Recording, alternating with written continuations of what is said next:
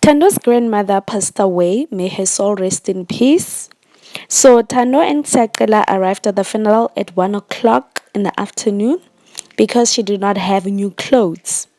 They claimed that the mall was too full and that's why they arrived late because of these lines.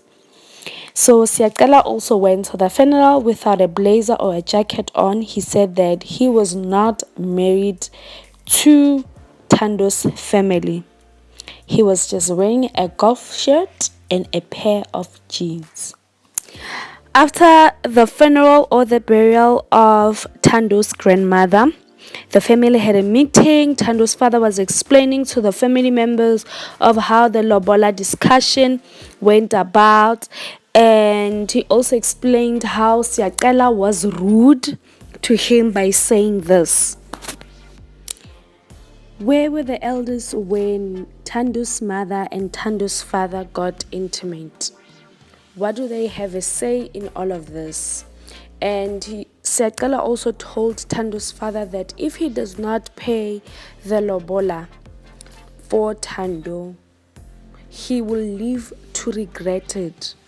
Siyacela also said that if Thando's father does not lobola Thando because she often gets sick, he must watch out, meaning that he is threatening Thando's father in this case. For that reason, for uttering those words, Siyacela will be fined a bull, not just a mere cow. So my thoughts about this, about Siyacela: you cannot address your father-in-law like that. And this was the first time Siyacela talking to his father-in-law or Thando's father. So Siyacela is very disrespectful to his elders. Most of the time it is very disturbing to watch this show. Many people believe that he was spoiled by his father since childhood because he grew up without a mother. So what do you think of Siyacela's behavior? Will Siyacela and Thando's marriage survive?